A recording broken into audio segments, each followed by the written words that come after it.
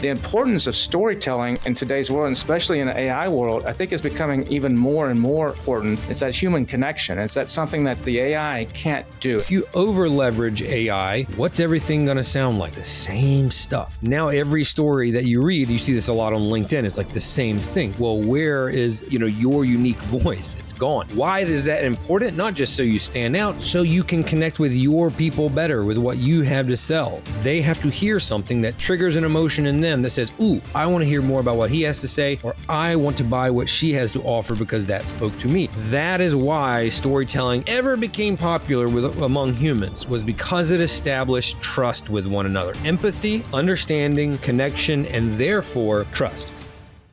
You're watching Marketing Misfits with Norm Farrar and Kevin King. Norm, I'm an Aggie, right? A Texas A&M Aggie. Is that a hockey team? No, that's a college football team where, we have more people in our stands than you have at 5 of your hockey games up there in Canada on a game day. That's how important college football is here. But I always remember something. We don't have cheerleaders at Texas A&M in the traditional sense of, females with pom-poms and stuff. We're one of the only schools that doesn't. We have what's called yell leaders. And before every home football game, which is college games are typically on a Saturday for the most part, on the Friday before, we have what's called midnight yell practice. And this is literally at midnight, and about 20,000 or so students mostly show up in the stands at midnight to practice the yells that they're going to do during the game, that these yell leaders have hand signals from the field that signal, and the whole stadium does these yells in unison. But the beginning of every one of these yell practices, one of the yell leaders goes up there and he says something to the effect like, "Howdy, Ags. Howdy." And everybody goes back, "Howdy." And they say, "I got a little story for you." And then he tells a little story about some sort of a story about maybe the team we're playing or something like that, just to engage the people and to get them kind of riled up. And you kind of do the same thing. You get me riled up whenever we're sitting around having a cigar. You don't get me riled up. That's not true. But you fascinate me. That's probably the better way to say it, because you've always got stories. We're sitting around 3 or 4 hours shooting the bull, having a cigar, and another story comes out. And once I think I've known you for years, then another story comes out. Then another story comes out. Storytelling, I think, is something that a lot of people in marketing completely overlook. And our guest today is someone who I've followed and who I've actually referenced people to because he wrote a book called The 6 Second Story that I think is critical. And you have taken that to heart, because in your newsletter, you do a story in every single one of your newsletters to kick it off. And you tie that back. It's a personal story that's, 10, 8, 9 short little paragraphs long, and that then you tie back to business. And I was doing that in the beginning, and I've kind of gotten away from it a little bit just because of content and stuff. But storytelling is amazing. So I can't wait to speak with Rain Bennett today, because I think this is going to be very enlightening and fascinating for a lot of people. And it's going to play right into what you're really good at in storytelling. Yeah. And by the way, you're the one that got me to do that, to make that newsletter stand out by doing something a little different, by doing the storytelling. So I got to thank you for that one. You've kept it up. You've kept it up. I actually got away from it. I did it the first 20 issues or something and I had a list of 87 of them, and I kind of got away from it. And just before we bring him on, just real quick, one of the other things I know when you're telling stories one time, and I remember when I looked at you and I said, "You know what, Norm, you need to put these stories down for your boys, for your kids, because one day you're not going to be here, and some of these stories they've never heard." And remember I told you my dad sat down and wrote all these little short stories for me about when he had to put his dog down, when he had to met my mom, and all this kind of stuff, and how valuable that little thing is. So storytelling can be magic if you use it right in marketing. And so I think our guest today is going to have some tips and strategies that people can really go deep on. And so this is going to be cool, I think. Absolutely. And by the way, Kelsey comes back. He does a lot of the publishing for the newsletters, and he comes back all the time and says, "I never knew about this story." So yeah. But let's bring on Rain. Yeah, let's do it. There he is. Here I am, boys. There he is. How you doing, Rain? Listen, you guys got me riled up now. You got 6 seconds. Okay. You got 6 seconds. Go. No, but I mean, you got into this, I think, you had a story you got into this whole realm of the storytelling stuff you had a story to tell, and you worked for you went all over the world or the country or something for 5 or 6 or a long time, 7 years or something, to tell a pretty cool story. Can you walk us through your background of how this kind of all evolved? Yeah, absolutely. I mean, so my background is documentary filmmaking. That's how I make my living, and that's how I've made my living for about 20 years. Not exclusively, but primarily. And so that means, doing short documentaries or PSAs or longer documentaries for clients for many years. And around 2010, 2012, I had a story that was kind of brewing that I was interested in, a subculture that I wanted to explore. And so I did. I spent my last money on a plane ticket and basically put my stuff in storage. I was living in New York at the time and traveled the world for several years. And it took several more after the travels to finish the film, because it was all self-funded and self-propelled. Didn't really have a team. That culture was a street workout culture, a freestyle calisthenics. Calisthenics is bodyweight exercise. And so it was this subculture that was born out of playgrounds in New York City and all over the world. And the concept was we come from these areas that we can't necessarily afford these big, expensive gyms like Equinoxes with all the wall of televisions and air conditioning. So they're like, we're going to use whatever's around us. That could be monkey bars at the playground. That could be scaffolding, which is all over New York, park benches, whatever we can. The world is our gym. And it became this really beautiful tool for community building, because people that wouldn't normally socialize together would congregate around the bar, the pull-up bar. And it became this beautiful, community building, healthy tool, social movement. And so that's what interests me. At the same time, it started becoming organized and becoming this new sport. It's kind of like parkour, if you're familiar with that, Yep. But more exercise based instead of just, freestyle movement based. And they started having world competitions. This is when I traveled all over the world for it. Basically, the thesis was, or the question was, will the commercialization of it, or the inevitable commercialization of it, kill the beauty, the heart of the culture, which is about changing the community and uplifting the kids, right? Getting them out of gangs and off the streets and into something healthy. And so, that was my first feature documentary, which was very much a passion project, labor of love, whatever you want to call it. And after I came back from that, I was exhausted. And it was like, okay, I don't want to do it like that again, just going out on a limb with no money and no backing, just, a dream and an idea, though I'm proud of myself that I did. So I started asking myself, okay, what did I learn in that process that might be helpful for folks? And just to condense it down to, one sentence, I learned how to tell a powerful story when you don't have a lot of resources. So then I started looking who might benefit from that. Well, this was around 2016, 17 when I came out of that and we sold the film. Everybody is being tasked with having to be a content creator at that point if you want to keep up with your competitors. But that does not mean that these people are trained and skilled in writing or filmmaking or any of the arts. So would those people benefit from understanding how to create stories that connect with your audience quickly and deeply when you don't have a lot of technical know-how or maybe budget or crew, etc.? Yeah, absolutely. So that's when I started the platform of teaching storytelling, coaching and consulting brands, writing the book, public speaking, sharing all these lessons I learned the hard way from documentary filmmaking. And let's be honest, even the top documentary films, it's not a lucrative business. It's still very, very challenging. It's not uncommon for documentaries to take 5 to 10 years to complete. So it's a hard task. And I say that to say you learn a lot of lessons the hard way. It's kind of like jazz, isn't it? It's not dead, but it smells funny. I mean, if you want to make money, you go to rock. But documentary, I love documentary film. And we're in this golden era. I mean, people love documentary films, and now there are more places than ever to get them seen. But pretty much every doc filmmaker that I know has some sort of, not side hustle, but they have to have supplementary income. Now, hopefully and generally that's in the field. So they might be an editor for commercials, and then they go make their films.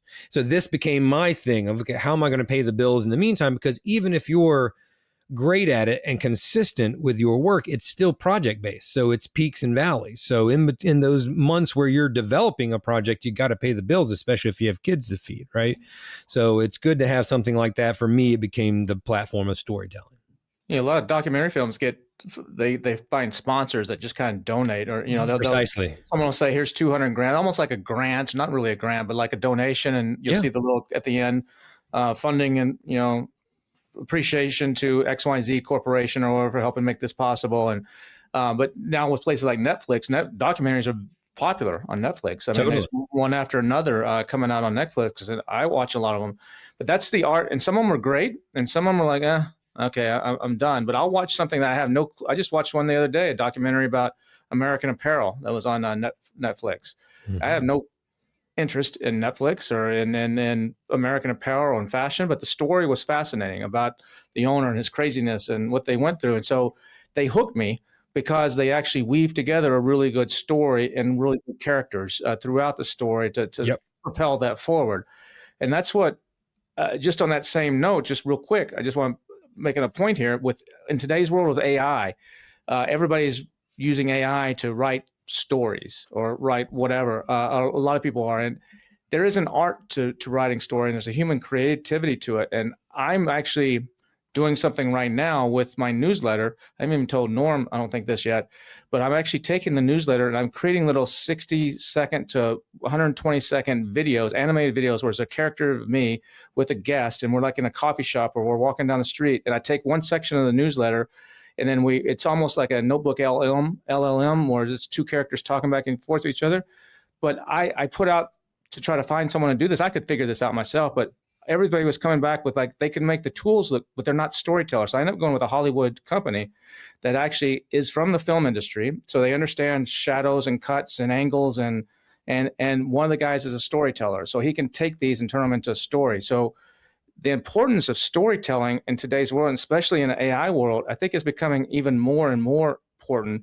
It's that human connection. It's that something that the AI can't do. AI can summarize, but then on the flip side, you see people like, I'm writing stories for my kid to read to them at night using AI. So what's your opinion on storytelling in this new AI world? I absolutely think it's going to be just as important and more important to understand. My whole platform, especially now, I've been zeroing in on this niche or perspective in storytelling for quite a while, is you and I, all three of us, if we were tasked with telling a story about the same topic, let's say we're going to make a documentary. Let's do that. We were given the same amount of money, same camera operator, same topic. Go make your movie. All three of them should be different, because we are all different. We think differently. We perceive the world differently. We walk in the world. We're interested in different things, right?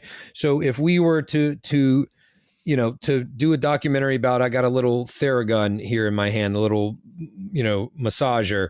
If we were to do one about that, well, one of us would do one about the history of Theragun, like as a corporation. One might do one about the evolution of massage guns, right? And where we are with that. Like, we would come at it from a different angle. This is what people neglect and overlook so often, brands specifically, personal brands or big companies. It's like, yeah, but how do we tell stories? So if you over leverage AI to tell your stories, I'm not saying you shouldn't use it. It is a very efficient and effective tool. But if you over leverage AI, what's everything going to sound like? The same stuff. Mm-hmm. This is a problem when people in storytelling, even before the age of AI, followed the templates and formulas a little too much or a little too color by numbersy. Is that, now every story that you read, you see this a lot on LinkedIn, it's like the same thing. Well, where is your unique voice? It's gone. Why is that important? Not just so you stand out, so you can connect with your people better with what you have to sell. They have to hear something that triggers an emotion in them that says, ooh, I want to hear more about what he has to say, or I want to buy what she has to offer because that spoke to me. If we're all out there saying what ChatGPT is writing for us, it's just pulling from other people, it's all going to be the same stuff. So if you understand, if you tap in to yourself, your heart and your head first, and understand what's a Rain Bennett story versus a Kevin story or a Norm story, then I can use my GPT or train, my AI to have that voice and maybe, establish something in that narrative tone, that style, that topic, whatever it might be. So I think it's going to be more and more important because everybody's going to be using the same tool, and we're going to get over it. And it's going to allow, the cream still rises to the top. This is the thing we've always faced. In the beginning of my career, it became really easy to buy and own camera equipment. Whereas the 10 or 20 years before that, it was super expensive. It was super heavy and big. Not everyone could be a filmmaker. Well, now everybody's got a camera on their phone that shoots 4K. Everybody's got a laptop that can edit a feature film. So people were kind of like, ugh, now there's no like barrier to entry. Anybody's going to be making a movie. And that's true. There's a ton of films out there, but the cream still rises to the top. You still have to have something to say at the end of the day. Hey, Norm, you'll love this, man. I talked to a seller the other day doing $50K a month. But when I asked them what their actual profit was, they just kind of stared at me. Are you serious? That's kind of like driving blindfolded. Exactly, man. I told them, you got to check out Sellerboard, this cool profit tool that's built just for Amazon sellers. It tracks everything like fees, PPC, refunds, promos, even changing COGS during using FIFO. Aha, but does it do FBM shipping costs too? Sure does. That way you can keep your Q4 chaos totally under control and know your numbers, because not only does it do that, but it makes your PPC bids, it forecasts inventory, it sends review requests, and even helps you get reimbursements from Amazon. Now that's like having a CFO in your back pocket. You know what? It's just $15 a month. But you got to go to sellerboard.com/misfits, sellerboard.com/misfits. And if you do that, they'll even throw in a free 2-month trial. So you want me to say, go to sellerboard.com/misfits and get your numbers straight before your accountant loses it? Exactly. All right. I like what you mentioned about the three of us. That's just like an artist. You can have Dali in the room doing, painting some flowers, sunflowers. You can have Van Gogh. Yeah, the clocks. You can have Van Gogh. You can have Rembrandt. You can have whoever. You're going to come up with something completely different. I know and I've seen this quite a bit, when people run content through AI, generally you can tell. It's got it's generic. It's got long hyphens. It's got long, M dashes. Even if they take them out. Long M dashes. That's an instant sign it's AI. Yeah, man, I hate that, Kevin, so bad, because I am an M dash user and I know how to use it. And I know that's a thing now. And I'm like, everybody's going to be thinking I'm AI in this. Sorry, Norm. No. That I was just saying that it does come off so generic. And unless you can use it for a story, to give you an idea, maybe to give you some creative thoughts, but you have to really inject yourself, your own personality. And if you don't do it, then people are going to know. And it's like story, Norm, that I wrote back when I was doing this, like we said at the beginning. I wrote about the naked girl on the balcony. Thank you, that one in my newsletter. So just Rain, real quick, and for the listeners, I live in a high rise in downtown Austin, and I went out to let my dog use the bathroom on the little grass pad on the balcony. And I look over, and there's a naked girl on the big tall building next to me on the balcony, just sitting there talking to a dude that's fully dressed. And so I wrote a little story about it and tied it back to business, how, sometimes you're just naked floating in the wind or whatever. But I wrote the story, and then I put it into AI, and I said, this was like 2 years ago, and I said, rewrite this story. And it rewrote the story. But then what I did is I went line by line, and I kept about 80% of what I wrote, and a couple things it said a little bit better. It put it in a little bit different phrase. It's almost like what you said, Norm, was the brainstorming. And so I changed a little bit of it. It kept me. And I think that's a good use of it. Or like you said, Norm and Rain, is if you've written a bunch of, like Norm, you've done what 100 of these or something in your newsletter. If you took all those and put it into your own little LLM and said, okay, this is my style, now write something, you're going to get much better results. And that could be, and you still, I think, need that human touch though. Yeah. I love it, Kevin, as like a writing assistant, right? Yeah. In years past, you would pay somebody to do research, to find case studies for, I'm writing a new book right now. It's coming out next year.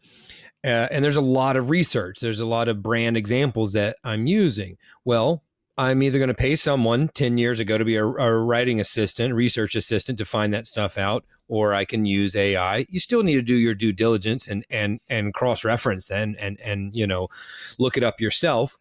But it's really helpful for that. It's very helpful for organizing thoughts. Hey, here's where I'm thinking about going. Do these flow well? What, outlining. We used thesauruses for years. I mean, that's effectively what you're talking about, Kevin. Like, hey, what's a different word for this?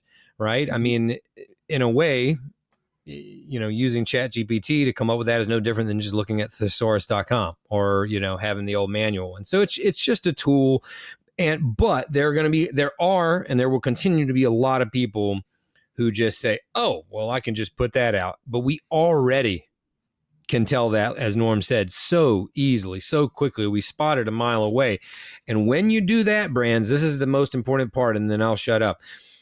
You're gonna erode the trust. That is why storytelling ever became popular among humans, was because it established trust with one another. Empathy, understanding, connection, and therefore trust. You go to a website and they've got misspelled words. What happens? You already feel like it's a scam and you won't come back, even if it's not a scam and it's a great product. If you see any little chink in the armor, like something that's clearly AI or you've seen it before, that's the biggest thing the biggest thing that's at stake is you're going to start to lose people's trust. And once you do that, it's almost impossible to gain it back. I've gone to a bunch of parties, and let's say you could, right from high school right up until, a few weeks You look ago. like you have, Norm. I have. And during these parties, you have the people that can tell a story, and then or a joke, and you have these people that can tell a story and tell a joke. One's really well done, one's not. Like, what's the difference? What works? That's a great question. I mean, it's at the end of the day, what you want to do is conjure up some emotion. That is the goal of any story. And if that is not included, it doesn't land, it doesn't hit, it doesn't work.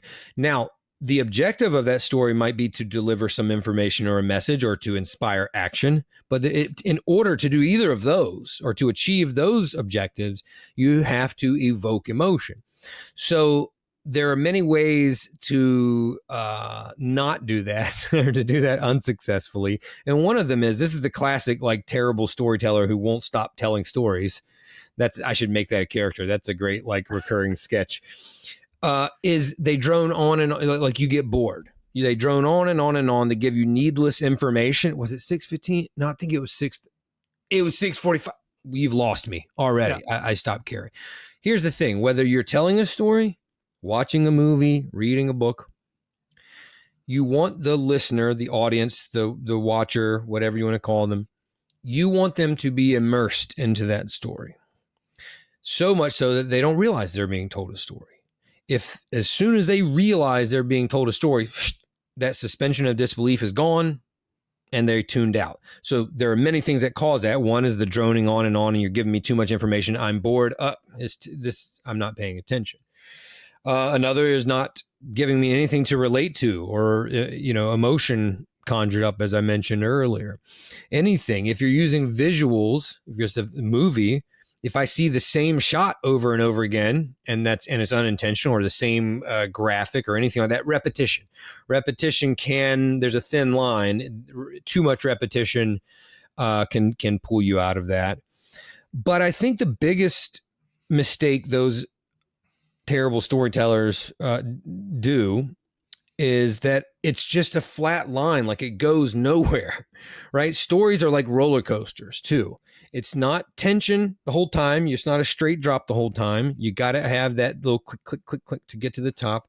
You got to have that turn that's slow and beautiful right before you dive bomb, right? It's changing tempo, it's changing pace, it's increasing tension and releasing tension. That starts to play to the neurochemicals in our brain, and that attracts us. If you have these stories that nothing happens, there's no transformation, nobody cares. So that's usually the person that's droning on and on and on. You're like, where is this going? Nowhere is the answer. Then you have that person that, now listen, that person that's good also just might be entertaining. Like they just can make voices and characters. That helps, but that's just delivery of the story. You can't do that, but for so long without some substance, right? Or else we get kind of tired of that. So there's a lot of different things, but I'll tell you one thing. It doesn't take a storytelling expert to know within the first minute, maybe a lot sooner, if it's going to be a good story or not, or if this is a good storyteller or not. You know immediately. You're like, God, get me out of here. Save me. Oh, hey, Amber. Yeah.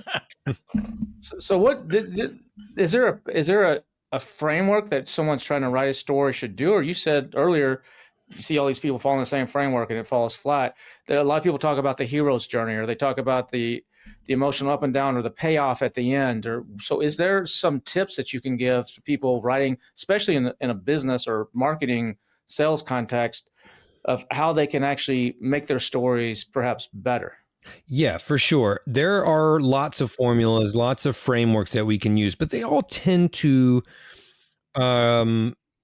not completely mirror each other, but they're very similar if you break it down to the foundation.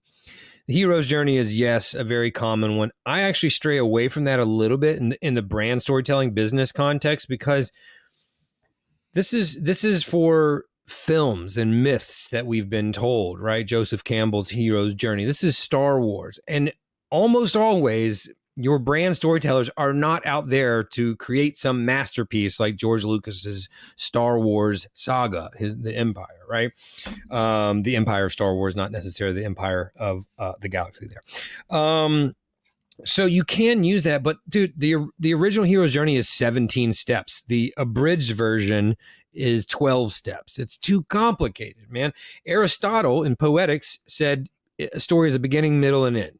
That might be too vague, but that is probably more helpful to folks than the hero's journey. Then sitting down and be like, what was the call to adventure? What was the refusal of the call? Like, it's just too esoteric, right?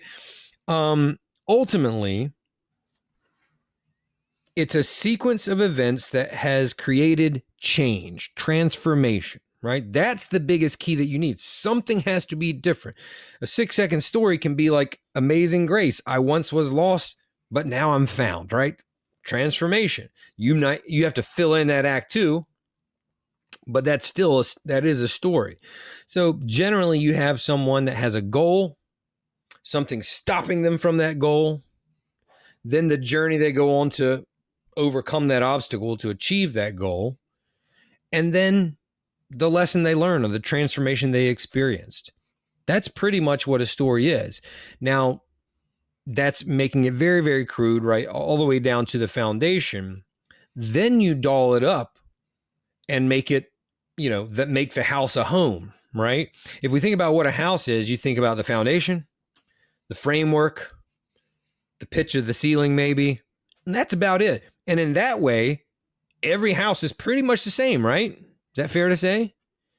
But then you start to add on the things that make it a home and make it unique, right? You start to add on the bay windows. You start to add on carpet or hardwood floors. You start to add on the certain types of walls, et cetera, et cetera. That's when you bring the art to the science. It's both. And so that is when someone who's a really good storyteller, Norm, can really spike those peaks and those valleys to make them even more engaging and more exciting. But ultimately, if I'm telling story in a business sense, I'm thinking about who I want to hear this story and what I want it to do to them, which generally is going to be some sort of call to action. Buy this product, of course, but it might be click this link, subscribe to the newsletter, Kevin, yada, yada, yada, something you want them to do. So you have to make them feel the emotion that's going to inspire that action. What's the story that's going to do that? Are you going to tell them a story of someone who is similar to them? Are you going to tell, what does that look like? But ultimately the framework is there's a person with a goal or a problem they want to solve. something is stopping them. They have to do something. They have to make a change to overcome that thing that's blocking them. Then they achieve the goal or something close to it, and they are transformed in a way that leads them to a new world. One of the ways I was using stories in the beginning is I would try to lead it into something else I was covering in the newsletter. So the newsletter is very tactical and actionable Amazon selling or e-com selling type of stuff. So I would tell a story about my dog. And the whole idea was to engage them. And it's almost back to we'll talk about that in a second, the 6-second story thing, just to bring them in. And then it continued. And once they scrolled down, it got them engaged in the newsletter, and they continued down. And then they still have a story about how to market this dog bowl in a totally different way. And it tied back to the original story at the top because that product was inspired by the dog. And so that's how I was doing it. Yeah, that's sequencing. That's I love that strategy. Awesome. And so what is it? What is a 6-second story? I mean, that's something that you wrote a book on, and you talk about a lot. What is a 6-second story, and how do I do that? A 6-second story, it's both literal and figurative. Okay. At that time when I wrote this book, we were seeing actual primetime ads that were reduced to 6 seconds. Historically, it's been 30 seconds, some 60 seconds. Then it started getting down to 15 and 10, and then all the way down to 6. That started with, I think, YouTube's like non-skippable bumper ads at the beginning of videos. But then you started seeing on like the Super Bowl or the World Series, you'd see, and sometimes they're just window within a window, and sometimes we jump away for 6 seconds while there was just an inning change or something like that. So that's what sparked the idea of like, okay, there's a new ad set. There's there are new parameters that are put up. That's very challenging. Like, how do we connect with people? Like, I want to connect with people in storytelling, which is to say emotionally, right? Connect with them on a deeper level in 6 seconds.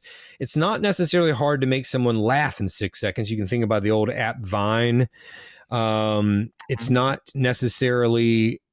It's certainly not difficult to do something visual like, Skittles, exploding rainbow, and it turns into Skittles and falls into the bag or something like that. It is very challenging to evoke real emotion and make someone cry, for example, in 6 seconds. So how do we do that? That was the kind of the question that I was asking. And then the figurative version is, it's just talking about how do we connect with people as quickly as possible through story, because regardless of if it's an actual 6-second format, there is so much demand for our attention these days that you can't have this preamble where you lose people, right? They're going to scroll right past. You got to grab them quickly. So a 6-second story is basically, how do we tell a story that connects with our people as quickly as possible? And that is where you can use certain frameworks. So if we actually were talking about a 6-second story, it might be something like, I always struggle with this until I found blank, right? And that's it. And that might be the prompt. It's basically a hook. It's not just the hook. It does hook them. Okay, so maybe let's back up a little bit. It has that hook feature, but it's not a hook meaning just an intro. If that makes sense. Some people, I think, conflate the two and just say, like, first you got to have your 3-second hook and then you go into yada, yada, yada. This actually tells you act 1 and act 3 of the story, right? I always struggled with this thing, blank, until I found blank. And we're like, great. And what that does to the audience is they lean in. They're like, oh, I also struggle with that problem. I also want that outcome. How did it happen? Now you've got them, which is kind of what you were saying, Kevin, is like it's a trail of breadcrumbs. Now you've got their attention. Yes, you hooked them. Now they'll lean in and say, oh, tell me more about that. I'm so glad you asked, Kevin, right? So it absolutely is a hook, but it does tell the story. If you look at the before after photo in any magazine, right? It's just two columns, right? But that tells the story. Again, Act 2 isn't filled in there. It makes us want to know what it is. If it's a weight loss thing, it might be before and after. Here's, what did Billy Blanks do? What was the aerobics that he did? Why am I blanking on that? Yeah, I know what you're talking about. Tybo? Was it Tybo? Tybo? Okay. Yeah. All right. Y'all remember that? Commercials, yeah. Yeah. So 6 second story is, especially with social media, is like, how can I, in an Instagram story, a TikTok video, et cetera, tell a story very quickly that connects with people and inspires them and makes them want to learn more. Now, a quick word from our sponsor, Levanta. Hey, Kevin, tell us a little bit about it. That's right, Amazon sellers. Do you want to skyrocket your sales and boost your organic rankings? Meet Levanta, Norm and I's secret weapon for driving high-quality external traffic straight to our Amazon storefronts using affiliate marketing. That's right. It's achieved through direct partnerships with leading media outlets like CNN, Wirecutter, and BuzzFeed, just to name a few, as well as top affiliates, influencers, bloggers, and media buyers, all in Levanta's marketplace, which is home to over 5,000 different creators that you get to choose from. So are you ready to elevate your business? Visit get.levanta.io/misfits. That's get.levanta, LEVANTA.io/misfits, and book a call, and you'll get up to 20% off Levanta's gold plan today. That's get.levanta.io/misfits. First of all, Kev, is that your stomach again? No, it's. I'll be right back. My little puppy needs to go outside, so I'll be right back. All right. Okay. We can keep it going. All right. Can we talk about him when he's going? All right. Yeah, absolutely. You know what I hate when he does? Hold on. He's Yeah. not one yet. Get out of here, Kevin. Come on now. Hey, puppy. The third marketing misfit. Yeah, there we go. So I do have a question, kind of going back a little bit. Yeah, shoot. I talk a lot to brands, and they tell me their brand story or their origin story. Yeah. And I just go, that's not your story, and nobody's going to believe it. You're exaggerating everything. So how would you describe or tell a brand to go and find their origin story? And then secondly, when do you think they should start telling it publicly? Because there's a lot of these things that just suck. That is true. And that's a great question. So one of the things that irks me about brands and the thing you're talking about, like tell your brand story, is people say that as if you have one brand story, which is false in my strong opinion. You have countless brand stories, just like I have countless life stories. Now, sure, I have a life story, but buddy, you're not going to stick around to hear it all, right? That's going to take forever. So I liken it to a television series. What's a television series that you like, Norm, that's had several seasons? Oh, 90 Day Fiancé, of course. No, I'm vetoing that one. Okay. I tell my wife that's one of our guilty pleasures. No. A serial show, not an episodic one. Well, I mean, those are seasons, but like a Sopranos or a Breaking Bad, like a yeah. Why don't we just pray? Sopranos was a great cool series. Yeah. So not to bash 90 Day Fiancé, you'll see where I'm going though. Okay. 90 Day Fiancé is the you could use this metaphor with the season because those characters continue. But the point that I want to illustrate is with a show like Sopranos, it's huge, right? I can't sum up Sopranos that was 6 seasons, in 6 seconds or 30 seconds or even 60 seconds.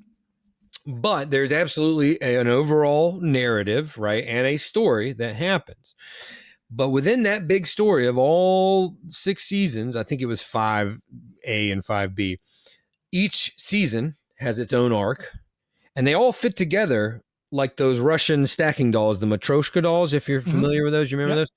So each season has its own arc, which with its own rising action, conflict, and resolution. Each episode has its own arc, which mirrors the same shape, but fits within the big one. Each episode, each act in each episode, each scene in each act, right? So you just keep getting in these smaller and smaller arcs. All of those are opportunities to tell a story anytime where a sequence of events that created some change happened. Anytime where there was some transformation, and it can be very small, it doesn't have to be epic. is an opportunity to tell a story. So what I say to those brands is you should be continually storytelling. Always evolving, but Always just evolving. consistent to brand. Right. So to go back to your specific question about origin story, now that is one that's plucked out of all of those infinite amount of stories in your overall brand story world, we'll call it, right? Story universe. That is one of them. That is the beginning of it. So that might be like the pilot episode, right? If we're talking about The Sopranos, right? For me, nailing down an origin story, which I do think is important because it tells people why you're here, is important. And that's ultimately the question that it's trying to ask. Why do you exist? Now, I also think there's a little bit too much weight put on it because that's all just me, us. And it's fine to tell stories about yourself as a brand, but it's always with the objective of impacting them. So if it's just for me to make myself look cool, those don't land well, right?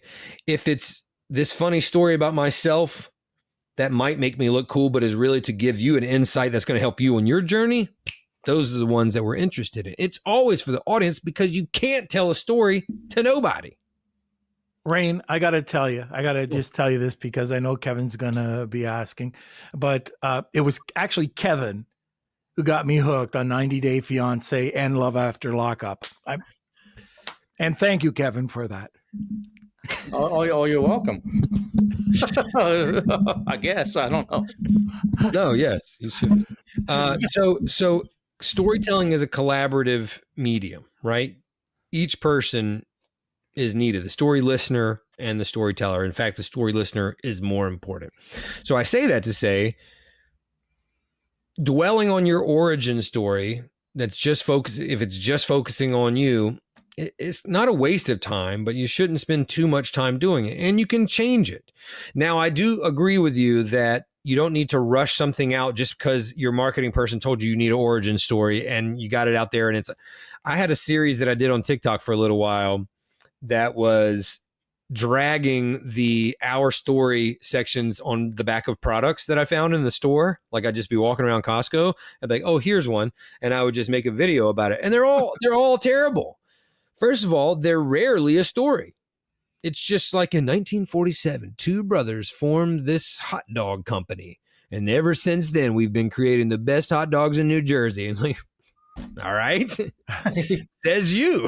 Right? You know, what does that tell me? Why does that make me want yours versus the Kirkland brand, which is a lot cheaper? It doesn't. So I'm going to get the cheaper ones, right? Or whatever I'm looking for. Am I looking for hot dogs that are souped up in protein? Might be if I'm a bodybuilder.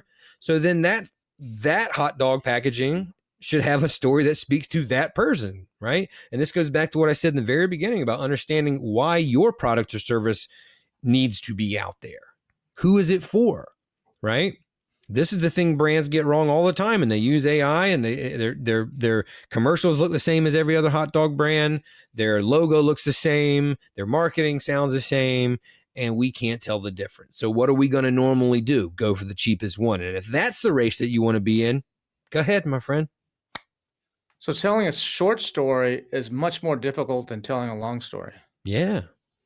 A lot of people don't realize that, I don't think. To actually getting those words right and getting that story concise can take twice or 3 or 4 times as long as writing out a full book or something like that. Absolutely. And that was a lot of the reason of writing 6-second stories is that even if you're making a 60-minute story like a film, the goal is still to get from point A to point B as efficiently as possible, right? You don't want to lose anything that's necessary, but if it's not necessary, it needs to be gone, right? So the act that you like, the process that you go through and learn in the book applies no matter how long the story is you're telling, because the goal is always to cut the fat and be as efficient as possible. So to cut the fat and get down to 6 seconds, yeah, it's a lot of work. It's a lot of work. Can I tell you a quick story and you critique me and tell me how I can make this story better just for an illustrative point? Yeah. So Norm was staying at my house. You know the story, Norm. Norm was staying in my house. We were I doing some already work don't like it. he was staying in my guest room, and we were doing some work on a project we're working on. And Norm is one of these guys who likes to go out at night. I mean, not go out at night, but go at night and get something to eat. You know, it's 1, 2 in the morning. He gets the munchies, and he likes to have some gummy bears or a soda or something to munch on. So he's in my guest room, and he walks out 2 or 3 in the morning, something like that, and opens up the fridge. And Norm is an ice cream lover. Ice cream is one of his favorite things to eat.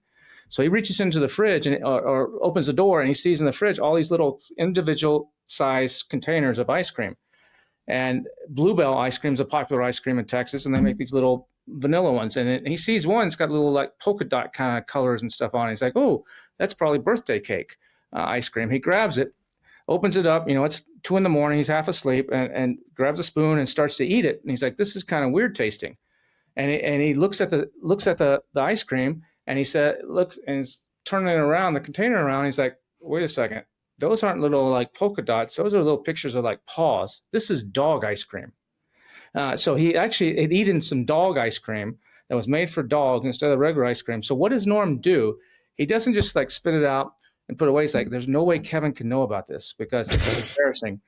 So he goes to the trash and he takes it and he buries it in the trash, like buries it deep, like put some, shovels some stuff underneath it. And so that it wouldn't be found. And then a couple of days later, we're at dinner, and he just couldn't keep it in anymore. So he says what happens. You were at the other end of the table. I was at the other end of the table, and I heard pieces of it. And then I said, say, what is it again? And then I could not stop laughing. It was so hilarious. So how could I make that story better? I think that's how harsh can I be, Kevin? Please, no, tear me up. All right, tear cool. me totally up. I just did it off the top of my head. So, but I use this for an illustrative point. How could I make that a much more engaging or better story? So, yeah, I mean, tear me apart and rip me it apart. was entertaining. It's more of an anecdote, right? Okay. It was entertaining. Like if you told that at the dinner table, like it'd get a few chuckles, and that's cool. That's fine. That might be all that you're after. Again, when we're talking about storytelling here, it almost always has an objective, a reason for it, right? Now, yes, you can use storytelling just in normal communication, but that's usually to create a connection with the person listening, get a laugh, make a girl smile, whatever it might be. In business, you have a more specific objective. So that one doesn't really have one, except maybe if it was to get a laugh. What I struggle with is like, what was really the problem that you or Norm was trying to overcome? At first, I couldn't tell if you were the character that the story was about and Norm created a problem for you by eating the ice cream, or if Norm was the character. Either one's fine, but that was something that we missed. Now, then later in the story, a problem arose. I don't know if this was the central problem of the story of eating the ice cream that was the dog ice cream. And that wasn't the problem. The problem was that he didn't want you to know about it, right? Yeah. And why was that? Just because? Just embarrassed, right? Yeah. So if that's the problem, I'll get in forever about it. Yeah. So if we're thinking about the story being, sitting on top of a central problem we're trying to overcome, if that's it, it's introduced way too late. Or you can set it up a little bit. Like this might not work exactly with the story the way you said it, but like Kevin leaves and says, whatever you do, don't eat the ice cream in the fridge. And Norm might forget it or something. Again, I'm spitballing. Yeah. Okay. Or a little hook at the beginning or something, a little setup. Well, you bookend it, right? Yeah. Like the ending. What did he do? Sorry, to solve the he put it into the trash and like put some stuff on top of it, so it's not on the top of the trash. Yeah. So it's one of those stories that, just like I mentioned earlier, it's just kind of like here the whole way. There's a little spike when you find out that he eats dog ice cream. Like that's going to get a reaction.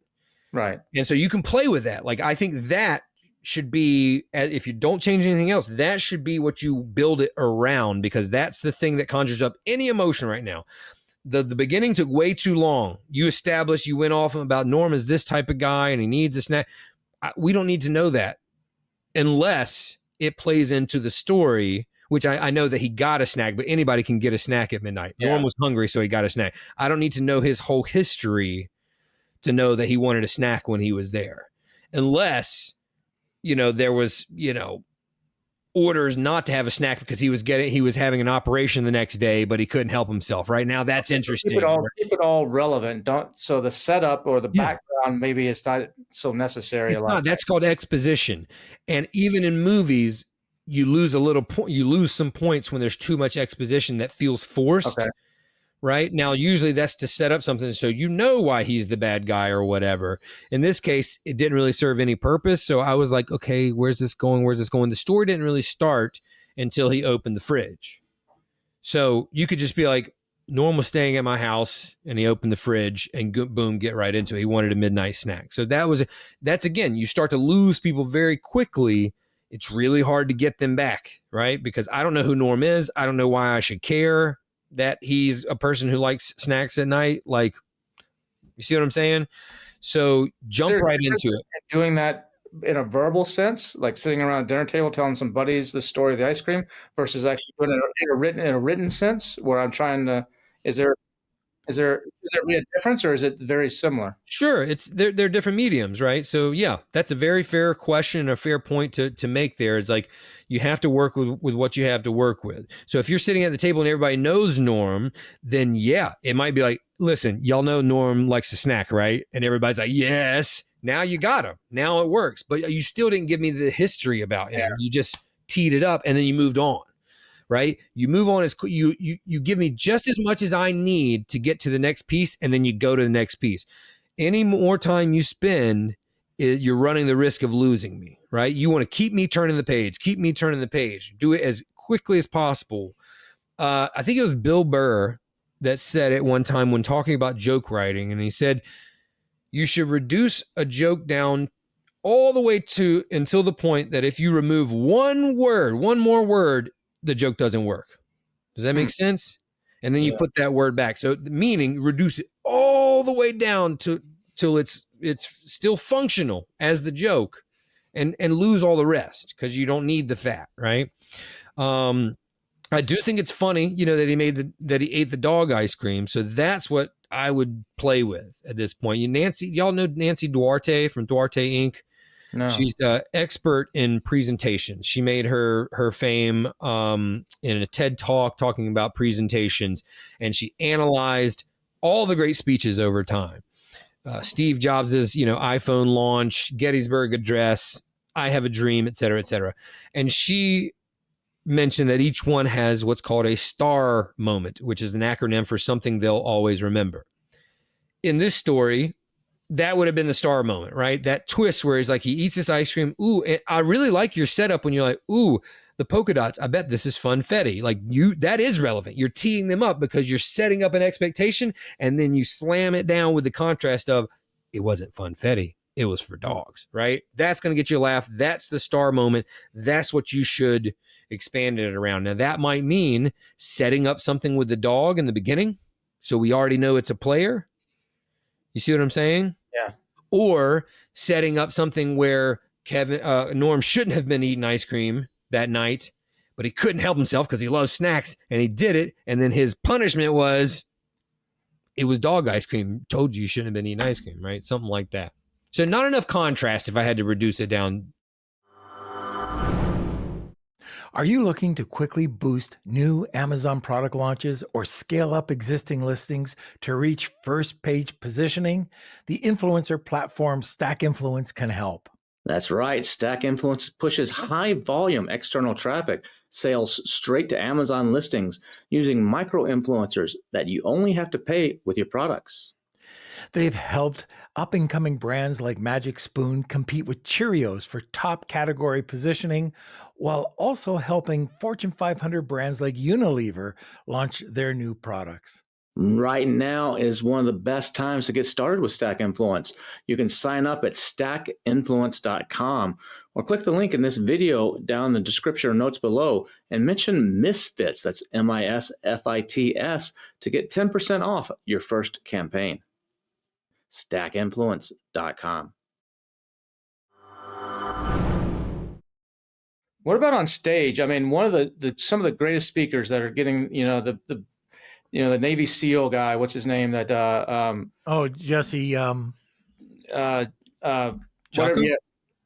Yeah, that took the guy that started the private jet company. I'm drawing him completely, but Yeah, Jesse Eisler, Eisler. Yeah. and he's even Jesse Eisler. A lot of the best speakers. Maybe this goes back to this star woman Duarte.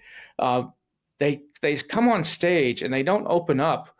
They open up with a story. Yeah. It has almost it's a story about something that happened to them, or it's a story about that the audience can relate to. Mhm. And then they go into whatever it is that they're going to be talking about, and they bring it back to that story at the very end, Yeah. and close that loop.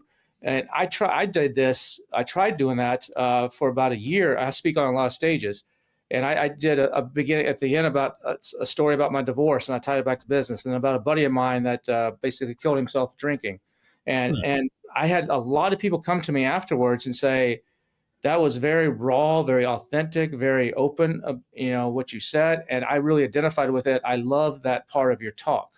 So how can, and then Well,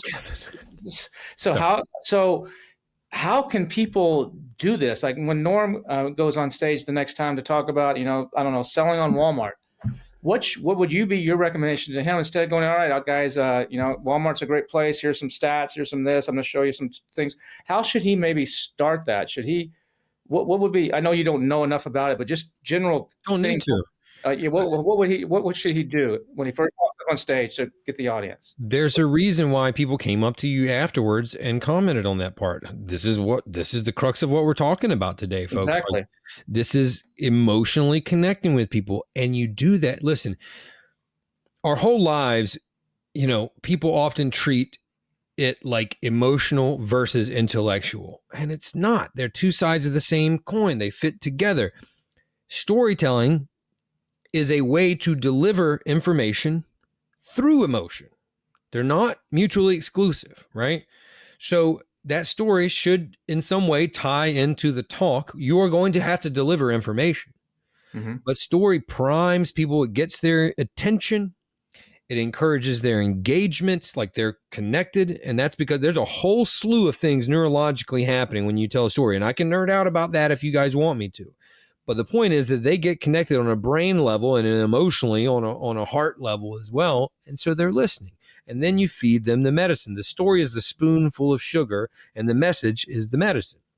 So leading with a story there's a reason why it's a common practice. Even the little quotes that you see at the beginning of chapters of a book, it's the same thing. It's just to prime your brain to receive that information by evoking some emotion in you, and it should lead into it. And then, yes, if you come full circle, we love that, because something you just said, Kevin, which is spot on, chef's kiss, is closing the loop.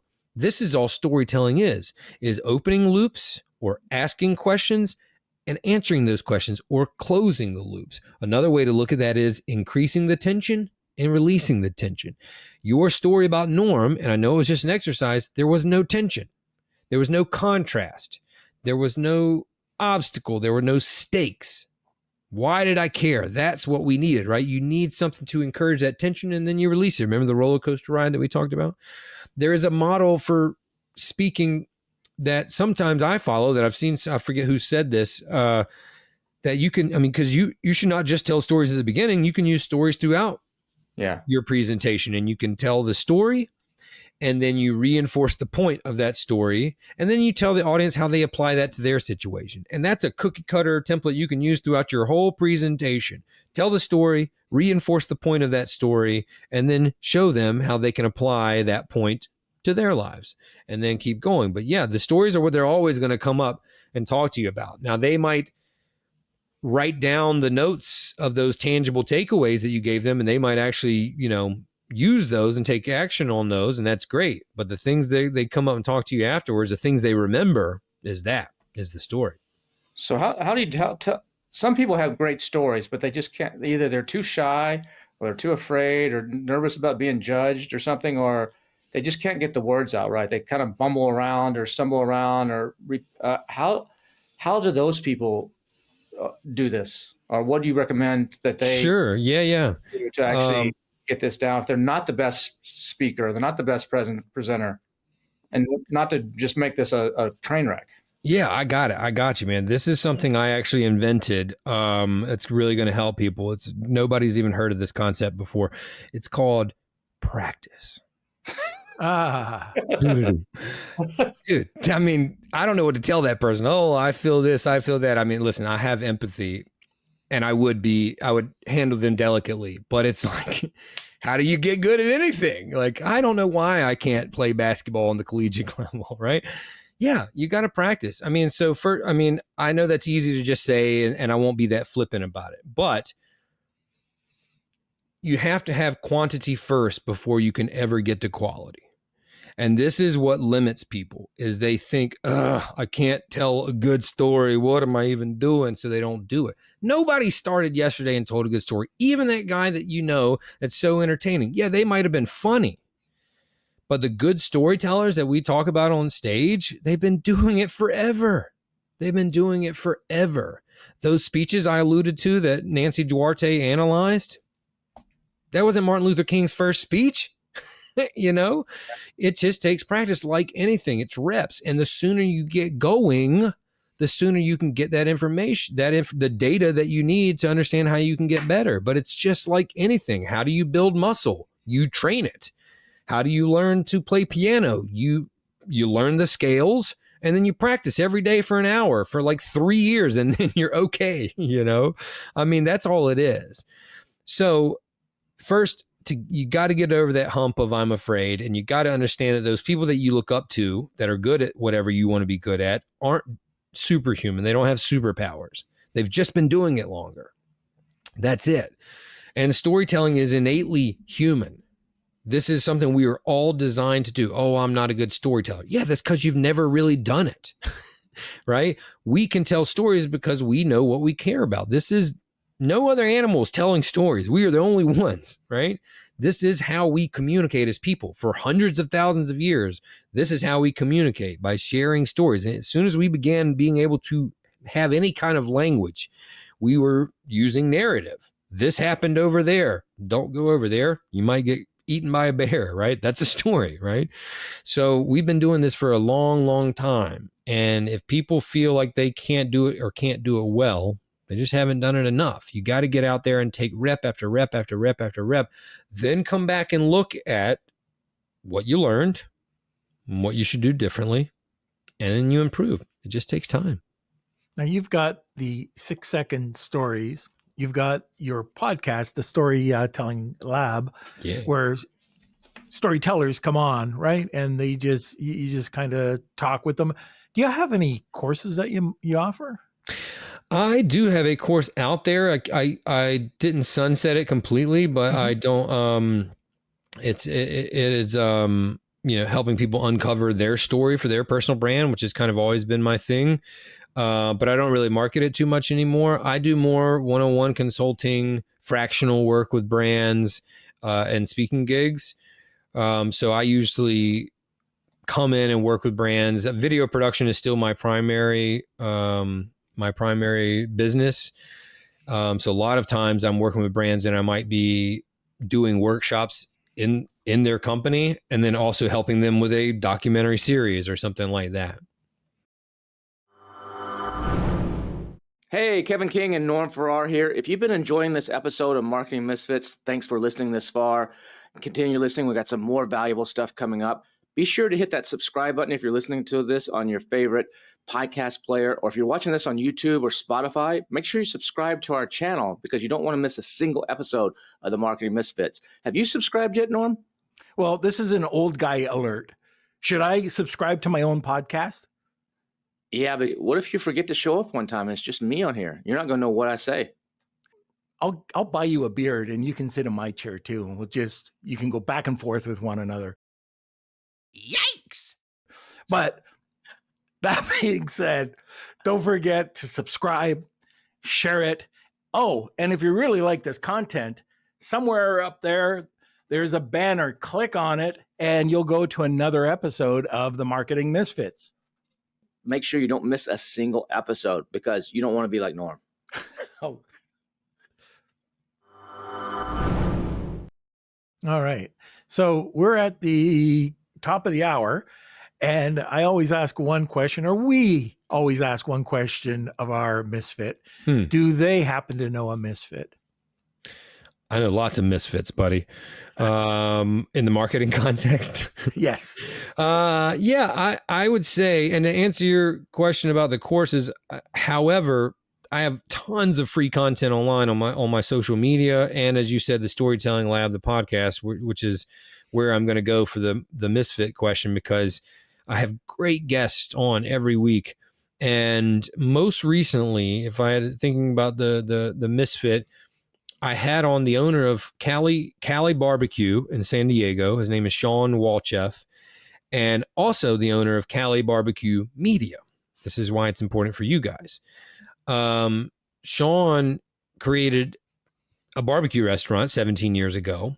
Then he started creating content and telling his stories, and has several podcasts. And now he's created a media empire on top of that. Still got the successful restaurant, but interviews people like Shaquille O'Neal now on his podcast, like killing it with several mostly restaurant or entrepreneur-based shows. And is so inspiring, because I was just like, how do you, I know the restaurant business and how arduous and time consuming it is. So my main question for him was, how do you work a successful restaurant that going on 20 years, right? That is certainly successful, and a media company. So he's got a lot to say about how to continue to share your story in a way that brings people back to your space, and one hand feeds the other. The company, the barbecue restaurant is continuing to be successful because the media company is growing and becoming successful. And I just thought that was a really cool marriage of his two passions. Multi-misfit. Yeah, that's awesome. Multi-misfit. Yeah, Sean Walchef. He's awesome. Very good. So thank you so much. Now, how do people get a hold of you? So I always give my mother credit for this. There are very few Rain Bennett's in the world, and none of them are really public facing, to my knowledge. There was one time an 11-year-old girl that I got in a fight with on Instagram over who was the real Rain Bennett. But I digress. So I say that to say, Google Rain Bennett and I'll come up quickly. RainBennett.com. The Storytelling Lab is the podcast. We're about to have our 200th episode. So we've been going at it for a long time. Amazing people, amazing writers and marketers and entrepreneurs have been on that show. Something that's been that I'm very grateful for, all free. And you can watch those videos or listen to those shows.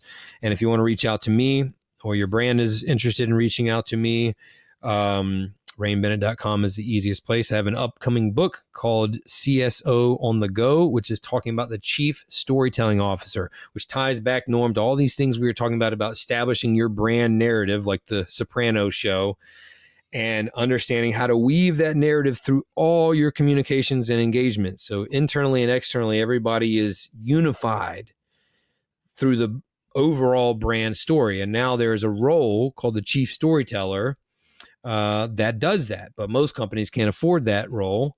So this book is going to be a manual or kind of a guidebook for those companies to still carry out those tasks. All right, very good. Awesome. That's awesome. Well, appreciate you coming on, Rain. Appreciate y'all. This was fun. Man. Appreciate you doing this. This was a blast.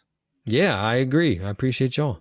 Now I'm going to do my next thing. There's only two things I have to do here. Remove you again. No. All right, Rain. Thank you. Bye, guys. I got to work on my stories, Norm. What's that? I got to work on my stories. Yeah. Or you know what? There is one other thing I can do to help you with your stories. Tell me more. You know, I could just go and not really have you tell me any stories, and I could just run this solo. What do you think about that? I think that would be pretty good. It saves me a little bit of work. Who That's right. controls Saves me the a little buttons? bit of work. Yeah, don't bite the hand that feeds you, right? Yes, exactly. That was good. I like that episode. That was good stuff. As you can see here on the Misfits, we cover it all. So it's not just straight up traditional stuff. We cover the storytelling. We cover domains. We cover AI. We cover affiliate marketing. We cover everything. So if you want to know more about this really fascinating world of marketing, check out all of our past episodes, because we got a ton of them up on, where are they at, Norm? You can find them on YouTube and TikTok. But on YouTube, we have just created a long form channel called it's just Marketing Misfits Podcast. And if you want those really great little snippets, 3 minutes and under, we've got Marketing Misfits shorts or clips. That's right. And then we're on Spotify, we're on Apple, and like you said, we're on YouTube. And what's the talk tickers? The clock one? What's the name of that? Yeah, I think it's called TikTok. TikTok. Yeah. It's a little just small platform. We have a few things on there, so check us out there. Look for our newsletter coming soon, a Marketing Misfits newsletter at it's misfits.news, I think it is, right? It's going to be at misfits.news. So check that out. We may even have a story or two for you in there. You just never know. Might have one. But hey, we're here every Tuesday, right, Norm? Yes, sir. Every Tuesday, new published material. So subscribe, hit that like button, leave us a comment, forward this episode to a friend if you liked it, and check out the rest of our channel. But until then, we will see you again next week. Ciao. See you later.